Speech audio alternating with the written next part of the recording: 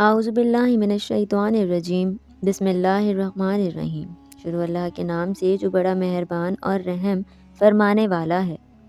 زمانہ جاہلیت میں لوگ اپنی معصوم بچیوں کو سامنے بٹھا کر قبر کھودتے، پھر اس بچی کے ہاتھ میں گڑیا دے کر، اسے مٹھائی کا ٹکڑا تھما کر، اسے نیلے پیلے سرخ رنگ کے کپڑے دے کر اس قبر میں بٹھا دیتے تھے۔ بچی اسے کھیل سمجھتی تھی، وہ قبر میں کپڑوں، مٹھائی کے ٹکڑوں اور گڑیاؤں کے ساتھ کھیلنے لگتی تھی۔ پھر یہ لوگ اچانک اس کھیلتی، مسکراتی اور کھلکھلاتی بچی پر ریت اور مٹی ڈالنے لگتے تھے۔ یہ لوگ اس قبیح عمل کے بعد واپس جاتے تھے تو ان معصوم بچیوں کی سسکیاں گھروں کے دروازے تک ان کا پیچھا کرتی تھیں، لیکن ان ظالموں کے دلوں پر تالے تھے، ان کے دل نرم نہیں ہوتے تھے۔ بعض ایسے لوگ بھی تھے جن سے اسلام قبول کرنے سے پہلے ماضی میں ایسی غلطی ہوئی تھی۔ ایک شخص نے واقعہ سنایا کہ میں اپنی بیٹی کو قبرستان لے کے جا رہا تھا۔ بچی نے میری انگلی پکڑ رکھی تھی، وہ باپ کے لمس کی وجہ سے خوش تھی۔ وہ سارا راستہ اپنی توتلی زبان میں مجھ سے باتیں کرتی رہی، وہ مجھ سے فرمائشیں بھی کرتی رہی اور میں سارے راستے اسے اور اس کی فرمائشوں کو بہلاتا رہا۔ پھر میں اسے لے کر قبرستان پہنچا۔ میں نے اس کے لیے قبر کی جگہ منتخب کی۔ میں نیچے زمین پر بیٹھا اور اپنے ہاتھوں سے ریت اٹھانے لگا۔ میری بیٹی نے مجھے کام کرتے دیکھا، وہ بھی اپنے ننھے ہاتھوں سے مٹی کھودنے لگی۔ ہم دونوں باپ بیٹی ریت کھودتے رہے۔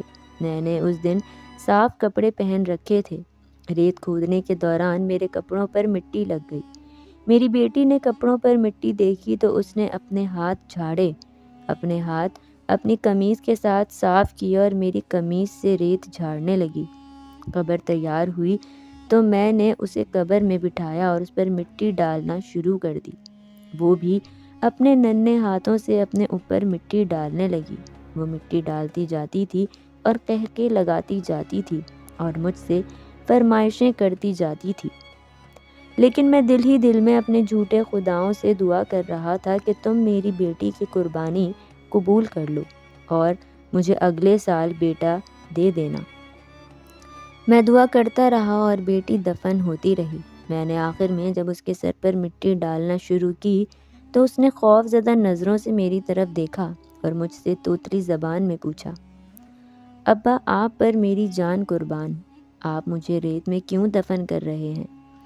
میں نے اپنے دل کو پتھر بنا لیا اور میں دونوں ہاتھوں سے تیزی سے قبر پر ریت پھینکنے لگا۔ میری بیٹی روتی رہی، چیختی رہی، دعائیاں دیتی رہی، لیکن میں نے اسے ریت میں زندہ دفن کر دیا۔ یہ وہ نقطہ تھا جہاں رحمت للعالمین صلی اللہ علیہ وآلہ وسلم کا ضبط جواب دے گیا۔ آپ صلی اللہ علیہ وآلہ وسلم کی ہچکیاں بن گئیں، داڑھی مبارک آنسوؤں سے تر ہو گئی اور آواز حلق مبارک میں گولا بن کر پھنسنے لگی۔